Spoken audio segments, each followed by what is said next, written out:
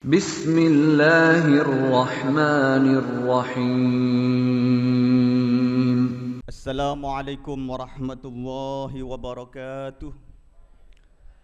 Alhamdulillah innaka antallah anta rabbuna anta rabbun nas anta rabbul malaikah anta rabbul makhluqat wa anta rabbul alamin. Asyhadu an la ilaha illallah wahdahu la syarika lah wa asyhadu anna Muhammadan abduhu wa rasuluh. Allahumma salli wa sallim wa barik ala nabiyyina Muhammadin wa ala alihi wa ashabihi ajma'in wa man tabi'ahum bi ihsanin ila yaumiddin, amma ba'du. Hadirin kaum muslimin muslimat yang dimuliakan Allah Subhanahu wa taala, bersyukur kita kepada Allah dengan penuh syukur karena kita masih diberikan hati yang iman, masih diberikan penglihatan yang tajam, diberikan pendengaran yang kuat, dan diberikan kekuatan untuk hadir di majelis ini. InsyaAllah kita termasuk orang-orang yang dilimpahi kenikmatan yang luar biasa, yang kita bisa bersyukur. InsyaAllah kita akan menjadi kelompok orang-orang yang syukur kepada Allah. Wa qalilum min ibadiyas syakur. Beruntung ketika kita masih diberikan hati, dan hati itu teguh iman kepada Allah.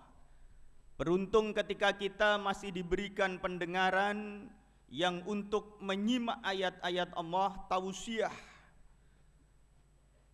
Beruntung ketika kita diberikan mata oleh Allah dan kita masih bisa membaca ayat-ayatnya Allah. Yang kedua, para jamaah sekalian, innallaha wa malaikatahu yusholluna 'alan nabi ya ayyuhalladzina amanu shallu 'alaihi wasallimu taslima. Perintah Allah kepada kita adalah orang-orang yang beriman bersalawatlah kepada Nabi kita Muhammad sallallahu alaihi wasallam. Ini adalah perintah dan setiap saat kita ucapkan sallu alaihi wasallimu taslima. Semoga kita mendapatkan syafaat Nabi kita Muhammad di hari kiamat nanti, di mana tidak akan ada yang bisa memberikan syafaat kecuali Nabi kita Muhammad, dan kita selalu berharap dengan memperbanyak membaca sholawat atas Nabi kita di setiap saat, di setiap waktu.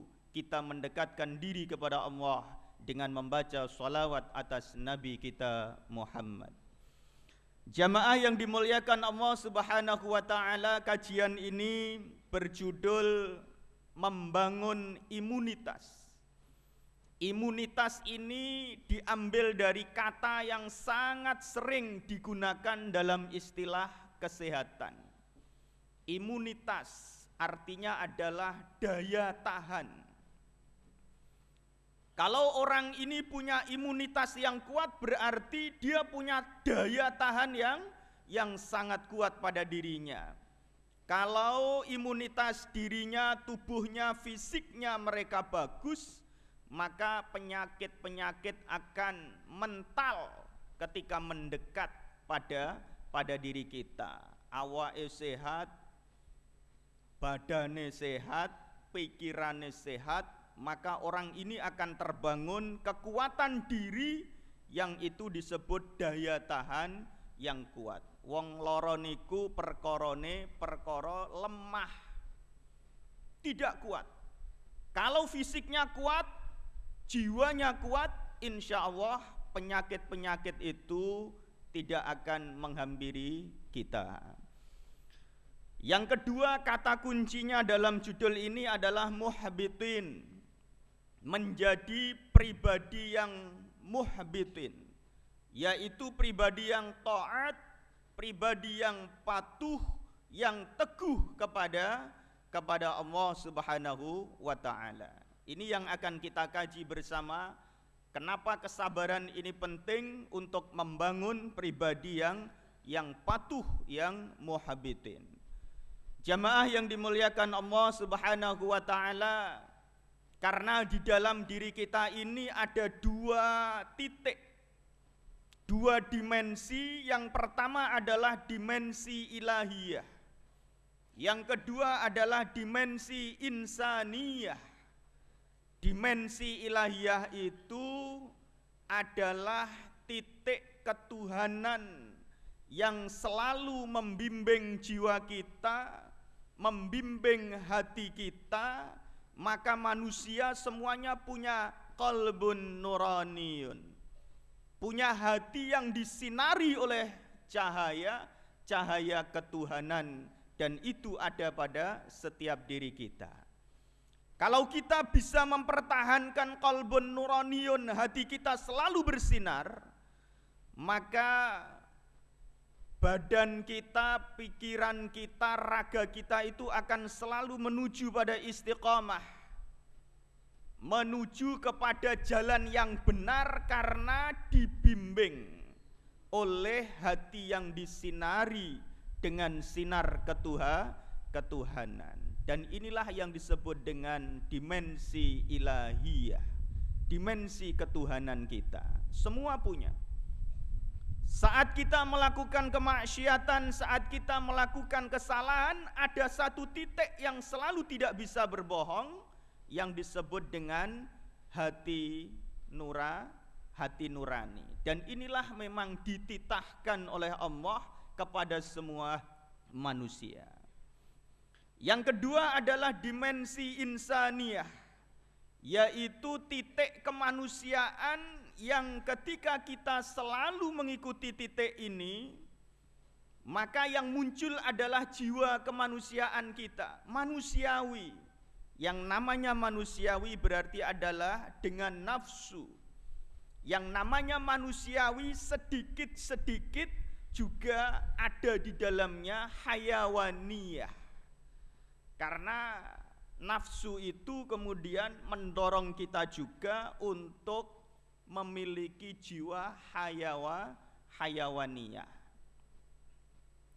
Kalau kita bisa menyeimbangkan ini dengan titik kontrol ilahiyah, maka insya Allah kita akan termasuk orang-orang yang tetap istiqomah. Tetapi kalau terlalu mengikuti nafsu insaniyah, yang bahkan telah didominasi hayawaniyah, maka kita akan menjadi orang-orang yang tughyan, orang-orang yang menyimpang. Kinten-kinten kita niki sering dadi hewan napa sering dados malaikat berarti? Kalau kita dominan pada dimensi ilahiyah, maka sifat-sifat kita itu sami'na wa ata'na, dan itu karakter sifat malaikat yang selalu tunduk, patuh, taat kepada Allah. Kebaikan yang selalu dilakukan, istighfar, zikir, dan istiqamah, itu adalah karakter malaikat. Tetapi kalau sudah tamak, iri, dengki, dan seterusnya, itu pertanda sudah ranah, sudah jiwanya hewan. Nah, kalau kita sering yang di kiri itu pertanda kita terlalu mendominankan dimensi hayawaniyah, dimensi insaniyah. Hadirin yang dimuliakan Allah Subhanahu wa taala, di dalam surat Al-Hajj ayat 34 Allah Subhanahu wa taala berfirman, fa ilahukum ilahu wahid falahuslimu wa basyiril muhbitin. Maka Tuhan kalian semuanya adalah esa, satu. Falahuslimu, maka berserah dirilah kalian semua kepadanya. Wa basyiril muhbitin, dan berikanlah kabar gembira kepada al-muhbitin, yaitu orang-orang yang patuh. Ternyata makna muhbitin ini sangat luas dan mari kita kaji bersama. Di dalam ayat berikutnya dalam surat Al-Hajj itu ayat ke-35 dilanjutkan, siapakah orang-orang yang muhbitin? yaitu orang yang memiliki tanda 4 yang telah tertulis di dalam makalah itu, alladzina idza dzukirallahu wajilat qulubuhum. Yang pertama, Bapak Ibu jamaah sekalian, orang-orang yang patuh adalah orang-orang yang ketika disebut asma Allah wajilat qulubuhum, bergetar hatinya. Dan kita merasakan sendiri getaran itu bagi orang-orang yang punya ketebalan iman yang meningkat, maka akan serasa kuat dan semakin kuat getaran di dalam qalbu kita itu karena disebut asma Allah. Dan ini tidak bisa direkayasa, semacam magnet, semacam bahasa kasarnya setrum. Ketika semakin kuat getaran itu, pertanda iman kita semakin bertambah, Allah. Dan ketika disebut nama Allah lalu bergetar, dan getaran itu semakin kuat dan semakin kuat, hati kita akan semakin mu'allaq, semakin bertaut, berhubungan dengan Allah Subhanahu wa ta'ala. Inilah yang harus kita latih dan kita latih setiap waktu. Perlu latihan, dan bahasa Inggrisnya disebut dengan spiritual exercise. Perlu latihan spiritual dengan zikir Allah, subhanallah, dan seterusnya. Untuk melatih getaran kita, sinyalnya itu biar benar-benar connecting dengan Allah Subhanahu wa ta'ala. Kalau panjenengan sudah tidak sering lagi menyebut asma Allah, tidak sering melakukan zikir kepada Allah, maka sinyalnya itu akan tidak terdeteksi lama-lama. Semakin kita sering berzikir, insya Allah kita akan bisa berlatih dan berlatih untuk menjadi orang-orang yang patuh, orang-orang yang muhabbitin, yang mendapatkan tanda yang pertama, idza dzukirallahu wajilat qulubuhum. Ketika disebut asma Allah, bergetarlah hatinya. Dan ini perlu dilatih supaya connectingnya itu dengan sinyal yang sangat kuat. Kalau sekarang 3G kurang kuat, maka pakai 4G. Dan ini perlu dilatih supaya sinyalnya itu langsung connecting. Dan itu dengan apa tadi? Zikir. Yang kedua, para jamaah sekalian, adalah orang-orang yang sabar. Wassabirina ala ma asabahum, yaitu orang-orang yang sabar atas setiap musibah yang datang kepada kita. Kita berlatih sabar dan sabar. Dan menurut saya inilah yang sekarang sangat lemah, yang inilah sifat yang perlu dipupuk kembali. Karena saya mengamati, merasakan lingkungan dan merasakan diri saya sendiri. Ternyata sifat yang inilah yang perlu kita bangun, yang perlu kita kuatkan, yang bahasa judul makalah itu adalah imunitas, daya tahan kesabaran kita. Pertanyaan saya adalah, panjenengan akhir-akhir zaman niki sering pengen muring-muring napa pengen boten muring-muring? Sing sering pengen muring-muring. Masih beruntung yang bisa menahan, dan itu adalah al-habs, dan itu berarti kita sabar. Pertanyaan kedua, pun nate napa dereng akhir zaman niki panjenengan sering diseneni kalih putrane piyambak? Ya napa? Pun sering napa nate? Nate ping 3, berarti nggih sering. Nggih. Dan ini karakter yang sekarang semakin terbangun, bahkan cucu kita, generasi muda kita itu sekarang punya karakter cepat marah. Kenapa cepat marah? Karena hidupnya mereka sangat banyak rangsangannya. Bahasa ilmiahnya adalah stimulan. Rangsangan hidupnya itu sangat banyak. Kenapa? Karena mereka berada di dalam satu zaman yang disebut dengan zaman milenial. Pun nate pireng nggih? Milenial. Napa niku? Milenial niku sanes pecel nggih.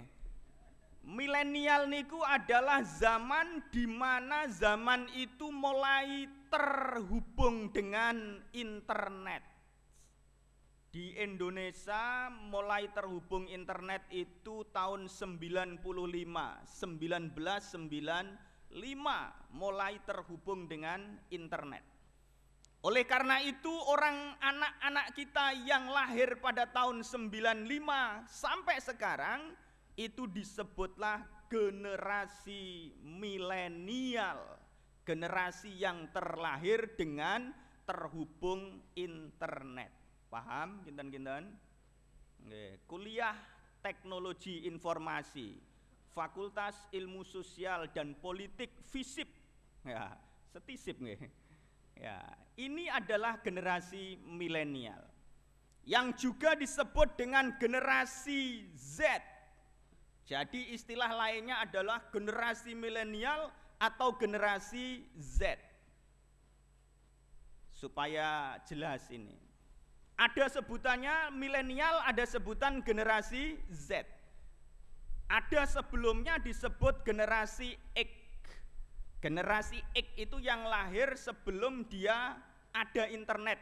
Paribasan sing paling jelas, nek panjenengan lahire tasih teng dukun bayi, niku pertanda panjenengan generasi X. Ya.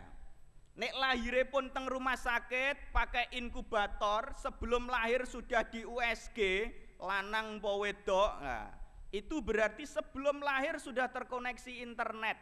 Dan itu disebut generasi Z. Panjenengan teng dukun bayi generasi X.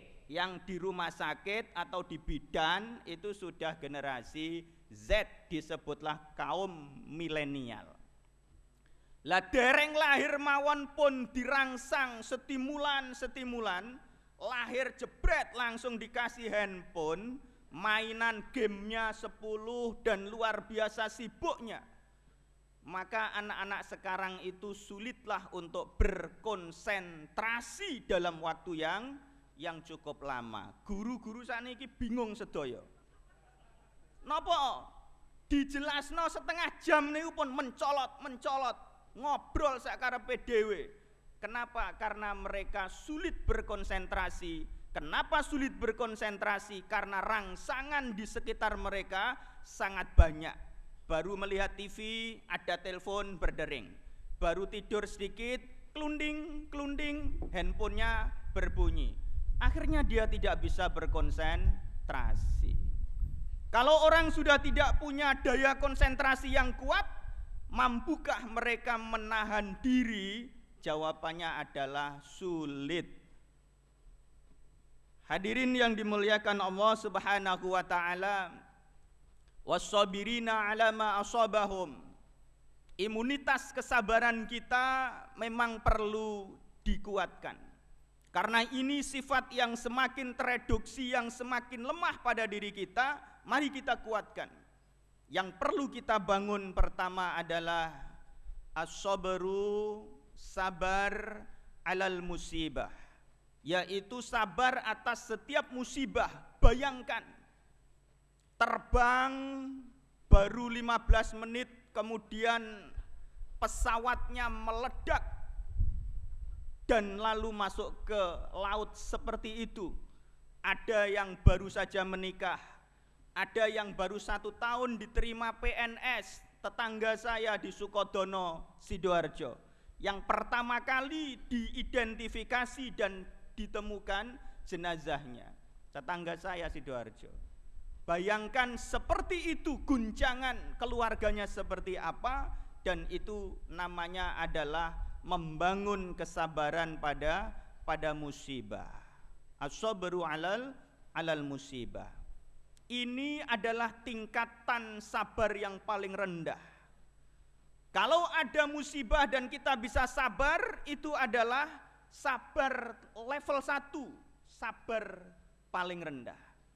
Tetapi ada yang kedua yang lebih berat lagi adalah as-sabru 'anil ma'asi. Membangun sistem kesabaran dalam diri kita untuk tidak melakukan kemaksiatan yang mungkin menimpa diri kita. Dan inilah sudah ranahnya dimensi insaniyah, dimensi hayawaniyah. Kalau orang itu sudah bisa menahan dirinya untuk tidak maksiat, berarti dia sudah naik satu tingkat lagi kesabarannya, dan berarti dia akan diuji dengan ujian yang lebih berat untuk membangun imunitas di dalam dirinya, imunitas kesabaran tersebut. Yang ketiga adalah as-sabru fil ibadah, yaitu membangun kesabaran di dalam ibadah, taat kepada Allah. Kalau sudah yang dua terlewati, maka yang ketiga inilah level yang paling berat untuk kita. Kenapa? Karena setannya juga mulai setan yang kelas tinggi yang akan mengganggu kita. Nabiullah Ibrahim alaihissalam pada saat ketaatannya terbangun, ujian sudah lewat, tidak punya anak lewat, berdoa Rabbi habli minas sholihin berpuluh-puluh tahun, lewat kesabarannya. Tetapi kemudian ketaatan yang terbangun adalah dengan iringan godaan setan yang lebih tinggi lagi. Ujiannya juga lebih tinggi. Selepas punya anak Ismail, kemudian pada saat remaja disuruh untuk menyembelihnya. Dan itu ujian yang lebih berat. Setelah diberi lalu diambil. Diberi, diambil. Orang habis diberi lalu diambil, kinten-kinten luweh loro ati napa mboten? Pastinya adalah luweh loro ati. Tetapi orang-orang yang patuh kepada Allah seperti Nabiullah Ibrahim, mereka semakin gigih, semakin imunitas dirinya tinggi ketika diberikan cobaan berikutnya dan berikutnya sampai tingkat kelulusan. Beliau menjadi Nabiullah, bagian dari Rasulullah ulul azmi, dan termasuk orang-orang yang muhabbitin, orang yang sangat patuh. Para orang tua, marilah kita belajar dari kesabaran Nabiullah Ibrahim alaihissalam. Para ibu-ibu wanita, marilah kita belajar kesabaran pada Siti Hajar. Marilah kita belajar kesabaran pada Khadijah Al-Kubra, Khadijah binti Khuwailid. Dan istri Nabi ini adalah luar biasa perjuangannya, kesabarannya di dalam mendampingi Rasulullah pada saat suka dan duka. Ini penting. Mari kita simak cerita bagaimana istri Nabiullah Ibrahim, Siti Hajar, yang pada saat itu diajak melalui perjalanan yang sangat jauh dari Yerusalem. Hebron itu 30 km dari Yerusalem dan menuju ke Makkah yang pada saat itu masih bernama Bakkah. 1.500 km tidak naik pesawat Lion Air, tetapi jalan kaki dan menempuh berhari-hari atas perintah Allah Subhanahu wa ta'ala. Hijrah dari Yerusalem menuju ke Bakkah, yang sekarang dikenal dengan kota Makkah. Inna awwala baiti wudi'a lin-nasi lalladzi bi Bakkah mubarakan wa hudal lil alamin. Yang pertama dibangun adalah Bakkah, yang mubarak, diberkahi oleh Allah dan menjadi petunjuk bagi alam semesta ini. Dan itu adalah hijrah yang sangat jauh dari Yerusalem menuju Bakkah. Bertiga, Nabi Ibrahim, Siti Hajar dan Ismail kecil menuju Bakkah dengan sangat susah. Yang pada saat itu kemudian Nabi Ibrahim sesampai di kota Bakkah di lembah yang sangat tandus, pada hari pertama ditunggui sampai semalam dan pagi harinya Nabiullah Ibrahim kemudian pamitan kepada sang istri tercinta itu. Saya harus kembali ke Hebron. Saya harus menemui kaum saya, kaum Kan'an, dan berada di Yerusalem sana. Tetapi kepatuhan seorang istri, kesabaran seorang istri dalam menemani dakwah Nabi Ibrahim, Siti Hajar pun sempat bertanya, Allahu amaraka bihadza ya zauji. Allahkah yang memerintahkan ini semua? Jawabannya Nabi Ibrahim bukan dengan kata-kata, tetapi hanya dengan mengangguk saja, karena tidak tega meninggalkan istrinya di lembah yang tandus. Dan sampai 3 kali Siti Hajar bertanya kepada Nabi Ibrahim, dan kemudian diberi jawaban yang sama, Allahu amaraka bihadza ya zauji. Ibrahim menjawab na'am dengan anggukan saja. Sabar napa mboten kinten-kinten? Sabar. Panjenengan nek tanglet teng bojone, teng jalere lalu mboten dijawab tapi diangguki tok. Kinten-kinten tambah muring-muring napa mboten? Tambah muring-muring. Ya, oleh karena itu pertegaslah, Allahu amaraka bihadza.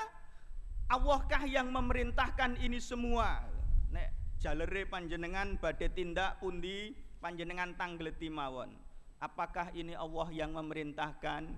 Ya. Lah nek jalere panjenengan mendel mawon kalih manggut, ikhlaskanlah.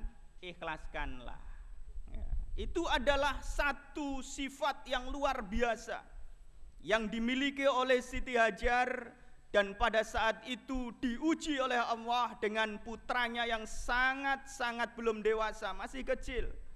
Dan kemudian malam berlangsung, hari berlangsung, air minumnya habis, makanannya habis, dan kemudian sampai peristiwa itu sampai saat ini kita kenal dengan rukun haji, rukun umroh yang disebut sa'i.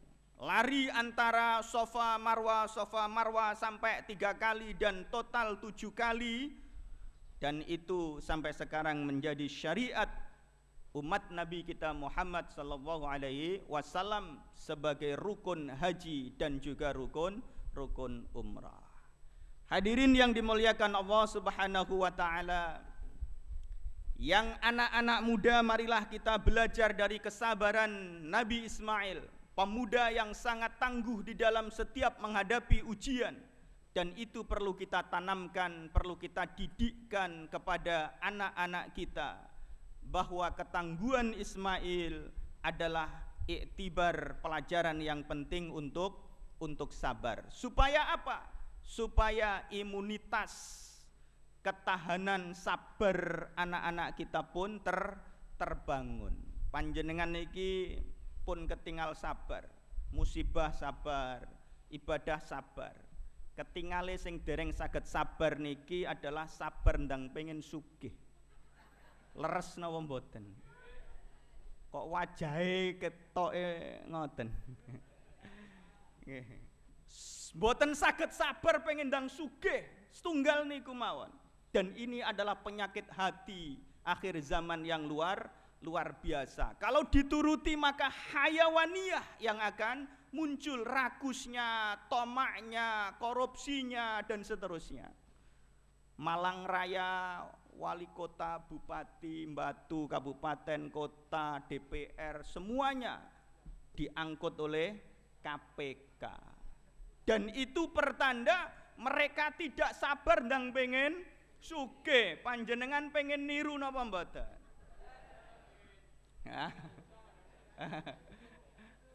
Nek mboten sugih Ustaz, kula mboten saged pesen kalender 700 Ustaz. Islamic Center nggih. Nggih penting niku bagian dari dakwah kita, mari kita dukung program itu. Hadirin yang dimuliakan Allah Subhanahu wa taala, kula ceritani wonten tiyang sing pun bosen sugih teng WA wonten kuatah namane Jack Ma. Mboten Jackie Chan, Jack Ma. Jack Ma ini adalah pengusaha konglomerat dunia. Kekayaannya mencapai 46 triliun, kacek 2 triliun kalian putra mahkota Arab Saudi. Pangeran Arab Saudi itu kekayaannya 48,7 triliun. Nah, Jack Ma ini 46 triliun yotro niku. Ya, 46 triliun. Tetapi ternyata pengusaha besar yang berhasil di bidang bisnis online ini ternyata menyatakan mundur 2 bulan yang lalu, bulan Agustus, mundur dari jabatan yang ada di perusahaan itu karena mereka bosan jadi orang kaya. Dia kemudian menyesal, seandainya bisa saya putar ke belakang, saya tidak akan pernah mendirikan perusahaan sebesar ini, tidak akan pernah mencapai kekayaan sebanyak ini, karena ternyata kekayaan pekerjaan yang dibangunnya sendiri itu merampas hak manusianya sendiri. Dia merasakan bukan lagi jadi manusia, tetapi jadi robot, dan dia sudah bosan menjadi robot itu. Nah, ini orang kaya sudah bosan kaya. Bahkan dia kemudian pengen menghentikan seluruh aktivitasnya dan ingin istirahat, dan dia bercita-citanya aneh, pengen meninggal di pinggir pantai. Semoga kena tsunami berarti. Ya kan? Karena dia bukan orang muslim, dia adalah orang Cina, dan dia pengen mengistirahatkan dirinya karena sudah bosan jadi orang kaya. Tapi sak bosen-bosene Jack Ma, duwike tetap 46 triliun. Tetapi akan diinfakkan katanya. Akan diinfakkan untuk pendidikan, dan dia akan berkonsentrasi untuk menikmati kehidupannya. Lah panjenengan nggih ngoten. Rasakno piyambak. Jenengan raosaken semakin sibuk itu semakin manusia ataukah tidak? Sing sering adalah semakin jadi hewan. Kalau bahasa ilmiahnya semakin jadi robot. Akhirnya pekerjaan semakin banyak, donya kathah niku nggih ngramute saya susah. Makane pun mboten kata-kata donya, sing penting cukup sedaya. Amin Allahumma amin. Wayahe mantu cukup, wayahe tumbas mobil cukup, wayahe tumbas rumah cukup, wayahe tumbas malih napa cukup sedaya. Itu lebih enak dibandingkan punya harta sebanyak Jack Ma itu. Oke, nanti dibuka sendiri di WA-nya ada itu. Testimoni seorang pengusaha besar Jack Ma. Hadirin yang dimuliakan Allah Subhanahu wa taala, kalau kita sudah bisa membangun 3 jenis kesabaran. Yang pertama adalah sabar pada musibah. Yang kedua adalah sabar untuk menjauhi kemaksiatan. Yang ketiga adalah sabar di dalam ibadah. Insya Allah kita akan menjadi orang-orang yang tergolong muhabitin, orang-orang yang patuh. Wabasyiril muhabitin. Dan kita akan diberikan kabar gembira bil jannah, dengan surganya Allah Subhanahu wa ta'ala. Mari kita baca bersama dalam surah Ali Imran ayat yang paling terakhir, ayat ke-200. Dalam surah nomor 3 di dalam Al-Quran ini, nanti dibuka di rumah, pada ayat yang terakhir, perintahnya Allah kepada kita adalah ya ayyuhalladzina amanu, wahai orang-orang yang beriman, isbiru, bersabarlah kalian semua, wasabiru, dan kuatkanlah kesabaran itu, warabitu wattaqullah la'allakum tuflihun. Ini perintah yang sangat luar biasa, saya membaca dengan makna, saya membaca dengan renungan yang dalam, ini perintah yang amat. Kenapa? Karena dari struktur bahasanya saja, isbiru itu sudah fi'il amar, kata perintah untuk kita semua orang-orang beriman. Tetapi masih dikasih kata yang sama, wasobiru. Ini namanya adalah takkid, penegasan, penguatan, dan ini berarti perintah yang sangat-sangat penting untuk kita semua. Isbiru wasabiru. Saya memaknai inilah imunitas. Perintah sabar, kemudian perintah untuk menguatkan. Menguatkan berarti membangun imunitas kesabaran kita. Kalau sudah kita punya titik sabar, maka bangunlah titik sabar yang kedua. Kalau sudah kedua, bangunlah titik sabar yang ketiga, dan seterusnya. Insya Allah kita akan menjadi orang-orang yang benar-benar punya daya tahan sabar yang sangat kuat. Warabitu, dan siap siagalah. Wattaqullah, kemudian bertakwalah kepada Allah, la'allakum tuflihun, agar menjadi orang-orang yang beruntung. Artinya mafhum mukhalafah, makna dibalik itu semua adalah orang-orang yang sabar dan punya sistem kuat kesabaran itu, mereka akan selalu muflihun, orang-orang yang beruntung. Jamaah yang dimuliakan Allah Subhanahu wa taala, monggo kita raosaken panjenengan kalau perjalanan Madiun Surabaya saniki pinten jam? 2,5 nyampe, bahkan yang ahli ngebut itu 2 jam sampai. Tol mriki Wilangan 1/4 jam. Wilangan ngantos Kertosono mriko mboten wonten tole ya 1 jam. Nanti Kertosono sampai Surabaya itu 45 menit, maka 2 jam akan sampai Surabaya.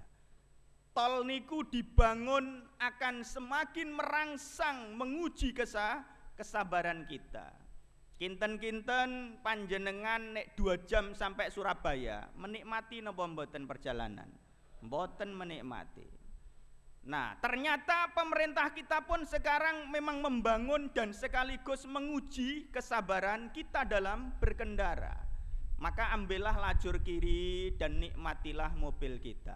Jangan ambil yang lajur kanan, karena itu nguji sabar kita.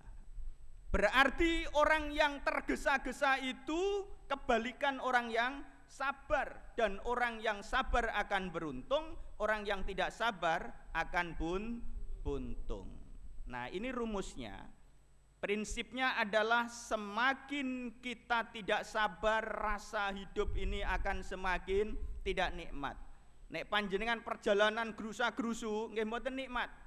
Dahar grusa-grusu nggih mboten krasa asine, manisnya, gurihnya, pedese kadang mboten krasa saking mangane kesusu. Berarti tidak ada kenikmatan di dalam makan, tidak ada kenikmatan dalam perjalanan. Lah nek urip niki nggih grusa-grusu, tidak sabar, uripe nggih mboten nikmat. Berarti kuncinya adalah orang yang sabar itulah yang akan bisa menikmati hidup ini gitu. Semakin dia bisa membangun ketahanan tubuh untuk sabar, yakinlah pasti semakin nikmat. Pun poke ngene iki poke materi niki maksudnya. Raosaken piyambak. Nek uripe panjenengan kula sedaya niki kok tasih dereng nikmat, pertanda kita niki terlalu pengen cepat sugih. Kalau hidup kita ini sudah terasa nikmat, kerja ya nikmat, rumah tangga ya nikmat, ibadah ya nikmat, pertanda imunitas, daya tahan sabar kita sudah terbangun. Pengajian niki kraos nikmat napa mboten? Oh, jujur. Tapi nikmat ini insya Allah, tidak terlalu panas. Kalau terasa nikmat berarti kita sudah mulai terbangun imunitas sabar kita. Kalau pekerjaan kita sudah mulai ada nikmat di dalamnya, pertanda kita sudah terbangun kesabaran kita, dan kesabaran itu ternyata kompleks yang mempengaruhi. Harus belajar ikhlas, harus belajar tawakal, harus belajar untuk zikir dan terus zikir kepada Allah Subhanahu wa ta'ala. Semakin ikhlas, semakin tawakal akan semakin memperkuat kesabaran kita. Hadirin yang dimuliakan Allah Subhanahu wa ta'ala, yang ketiga adalah wal muqimis shalah, yaitu orang-orang yang selalu menegakkan sholat. Orang yang patuh adalah orang-orang yang menegakkan sholat. Yusalluna walam yusallin. Nabi kita Muhammad bersabda, banyak orang yang sholat tetapi mereka sebenarnya belum sholat. Bahkan di dalam sebuah riwayat ada seorang sahabat yang datang di Masjid Nabawi, kemudian dia sholat dengan tidak tumakninah, lalu Nabi kita memerintahkan untuk sholat kembali karena sebenarnya dia belum sholat. Sholat itu berarti hadir. Sholat itu adalah kita berhadapan kepada Allah Subhanahu wa ta'ala, dan itu adalah imaduddin. As-sholatu imaduddin. Itu adalah tiang. Kalau tiangnya sudah roboh, berarti keislaman kita, keimanan kita mulai runtuh dan mulai runtuh. Terutama 5 waktu nggih. Yang sudah terbiasa 5 waktu kita tingkatkan sunnah muakkadnya. Yang bisa melaksanakan tahajud berarti tahajudnya. Setelah tahajud berarti 2 rakaat sebelum subuh. Rakaatul fajri khairum minad dunya wa ma fiha. 2 rakaat di waktu fajar itu lebih dicintai oleh Nabi dibandingkan dunia seisinya. Rakaatul fajri khairum minad dunya wa ma fiha. Oleh karena itu, jika panjenengan semuanya, kita semuanya sudah 2 rakaat di waktu fajar itu, sebenarnya dunia ini seisinya ini sudah milik kita semua. Sangkinge tasih abstrak. Abstrak. Dunia seisinya milik kita. Karena Nabi lebih cinta 2 rakaat di waktu fajar itu. Dan itu adalah aktivitas yang paling berat untuk kita semuanya. Insya Allah orang yang bangun pagi itu akan kelihatan seger, buger, wajahnya bersinar karena sel-sel tubuhnya itu tetap sehat. Oksigen di pagi hari sangat bagus, maka masih rodok tua tetap ketok ganteng. Lah nek panjenengan pun tua tapi malah kerut saja, pertanda bangun paginya itu jam 5 atau jam 6 pagi. Nek pengen ketok ganteng sithik, masih pun ompong-ompong mboten napa, yang penting adalah bangun pada waktu fajar, laksanakan 2 rakaat dan itu luar biasa. Kalau yang sempat ya sampai pada syuruk, yaitu di waktu subuh kita jamaah di masjid, kemudian kita i'tikaf, zikir kepada Allah, kemudian di waktu syuruk, waktu matahari telah terbit, kita laksanakan 2 rakaat. Ka'ajri umratin tamatan. Pahalanya seperti melaksanakan ibadah umrah. Salat syuruk 2 rakaat, pahalanya seperti umrah. Nabi kita menegaskan tamatan sampai 3 kali. Tamatan, sempurna. Ganjarannya itu adalah pahalanya sama dengan umrah, dan itu ditegaskan Nabi kita Muhammad SAW. Seminggu sekali boleh, mau kemana umrah, kemana Masjid Islamic Center. Lah umrah kok ke Masjid Islamic Center, maksudnya adalah jamaah subuh sampai suruk, yang itu pahalanya seperti orang umrah. Enak no mboten? 30 juta niki. Nggih, umrah 30 juta. Lah panjenengan jamaah subuh sampai syuruk 2 rakaat pahalanya sama dengan umroh. Yang belum sering melaksanakan berarti belum sering mendapatkan pahala umroh. Syukur-syukur sing saged mriko piyambak alhamdulillah. Ya, perlu dibawa ke sana. Pun sedaya pun umroh sedaya nggih. Kula dongaaken saged mriko sedaya dan yang kesempatan haji nanti bisa berhaji. Nuwun sewu saya bercerita. Di rumah ada perusahaan yang perusahaannya tidak terlalu besar. Saya bersama karyawan itu bekerja tidak untuk duniawiyah saja, tetapi juga untuk akhirat. Saya pengennya karyawan-karyawan saya itu semua saya antarkan ke sana. Dengan apa? Yaitu pengen saya memberikan spiritual experiences, pengalaman spiritual, dan insya Allah itu yang akan bisa membentengi dirinya. Kalau sudah anak-anak muda kemudian pernah di dekat Ka'bah, insya Allah kalau dia akan melakukan kemaksiatan itu akan ingat di sana. Pengalaman spiritual itu insya Allah membentengi mereka. Maka mereka tidak saya gaji besar, tetapi yang penting pada 2 tahun bekerja di tempat saya, dia sudah bisa saya antarkan ke sana. Alhamdulillah tahun ini yang akan berangkat, Mas yang ada di depan ini, salah satu karyawan saya, tanggal 7 besok akan berangkat bersama 2 karyawan yang lain.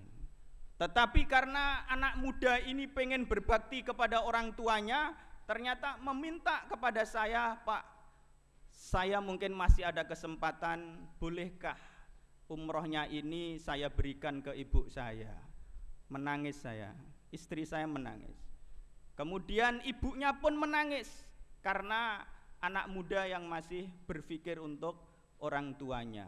Ternyata 2 karyawan sama-sama tidak berangkat tanggal 7, yang diberangkatkan adalah orang tuanya. Ini luar biasa.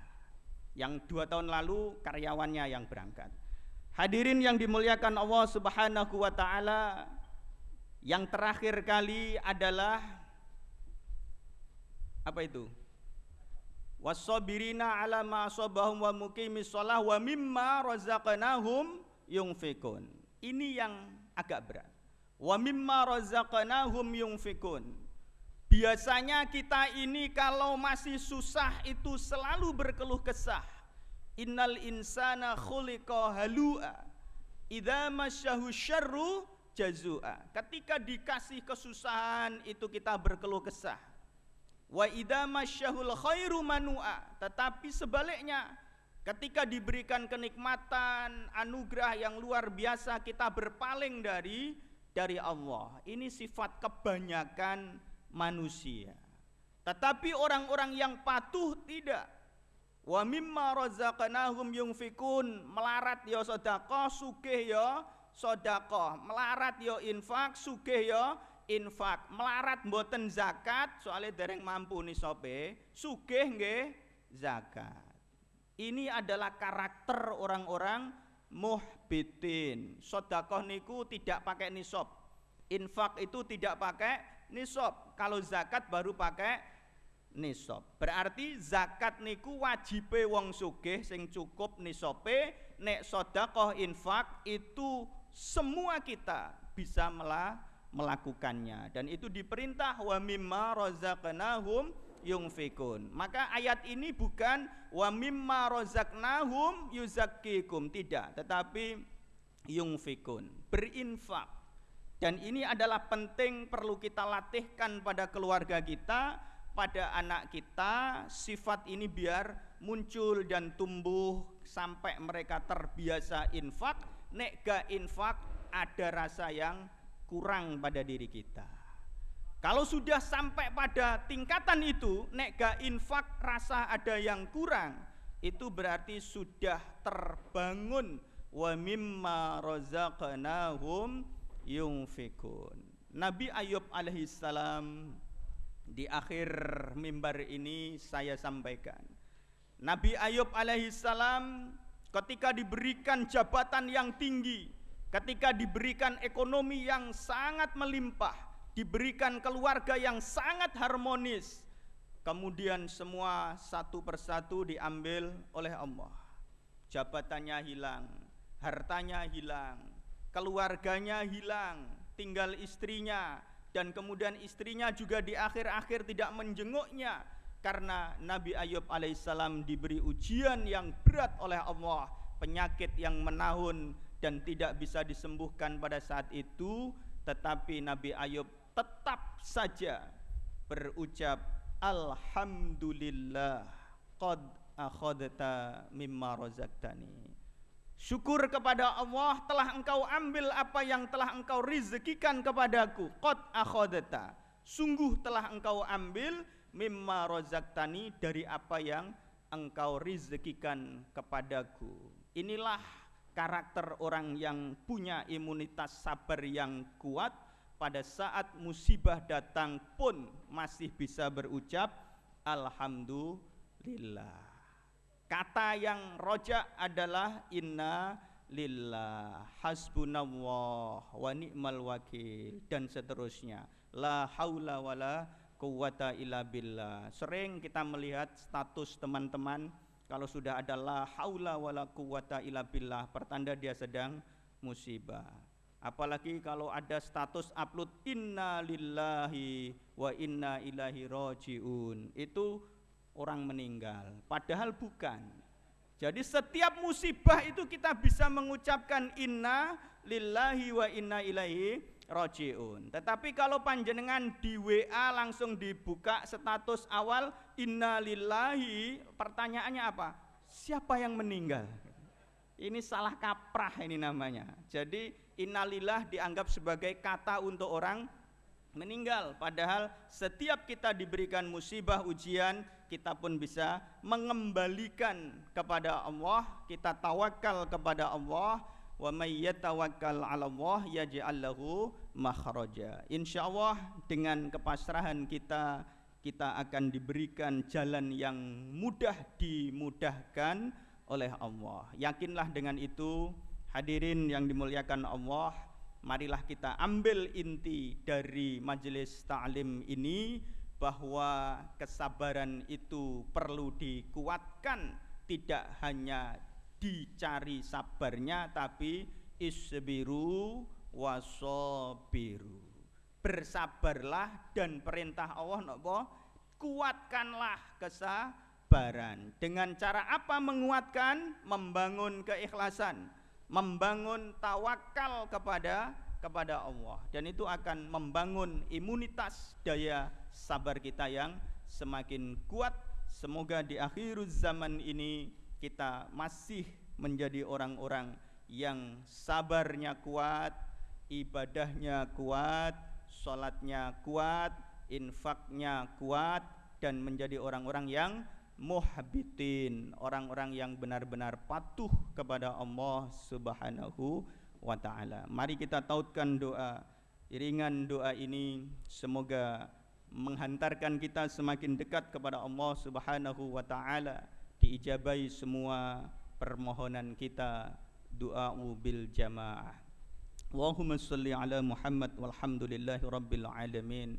Nastaghfirukallah min kulli dhanbin na'lamuhu wa la na'lamuhu min qawlin aw fi'lin aw takfirin aw hammin, innaka antal ghafurur rahim. Ya Allah, kami memohon ampun kepadamu ya Allah atas semua hilaf, atas semua dosa, dari ucapan kami, dari ucapan kami, dari ucapan kami, dari perbuatan kami, tingkah kami ya Allah. Rabbana zalamna anfusana fa illam taghfir lana wa tarhamna lanakunanna minal khasirin. Ya Allah, kami termasuk orang-orang yang zalim atas diri kami. Tidak ada yang mengampuni kecuali Engkau ya Allah. Innaka antal ghafurur rahim. Allahumma ja'alna min ahlil istiqamah, min ahli la ilaha illallah Muhammadur Rasulullah, min ahli salah, min ahli zakah, min ahli saum, من أهل الحج والأمرة لله زيارة مكة والمدينة سالمين عابدين فائزين أعيدنا إنك على كل شيء قدير. Ya Allah, jadikanlah kami golongan orang-orang yang istiqamah di dalam menyaksikan kebenaran-kebenaran-Mu, kebenaran Rasul kami, dan jadikanlah kami golongan orang-orang yang ahli salat, orang-orang yang ahli zakat, orang-orang yang ahli puasa, orang-orang yang ahli haj dan umrah untuk ziarah Makkah wal Madinah. Allahumma arinal haqqa haqqa warzuqna ittiba'ah wa arinal batila batila warzuqna ijtinabah. Ya Allah, tunjukkanlah kepada kami yang benar itu benar dan berikanlah kami kekuatan untuk mengikutinya. Ya Allah, tunjukilah kepada kami yang salah itu salah dan berikanlah kami kekuatan untuk selalu menjauhinya. Allahumma inna nas'alukal huda wat tuqa wal afaf wal ghina innaka ala kulli syai'in qadir. Allahumma yassir lana likulli umurana umurad dunya wal akhirah wassallimna min afatid dunya wal akhirah wa fitnatihima innaka ala kulli syai'in qadir. Ya Allah, mudahkanlah segala urusan kami ya Allah, urusan dunia dan urusan akhirat kami, dan jauhkanlah kami ya Allah dari fitnah keduanya, fitnah dunia dan fitnah akhirat. Rabbana atina fid dunya hasanah wa fil akhirati hasanah wa qina adzaban nar walhamdulillahi rabbil alamin. Allahumma anfa'na bima 'allamtana wa 'allimna ma yanfa'una wa zidna ilma. Semoga kita diberikan kemanfaatan dari majelis ini. Saya yang menyampaikan diberi kekuatan untuk melaksanakan, dan Bapak Ibu sekalian diberi kekuatan mengikuti kebenaran dari ta'lim ini. Hadanallahu wa iyyakum. Assalamualaikum warahmatullahi wabarakatuh.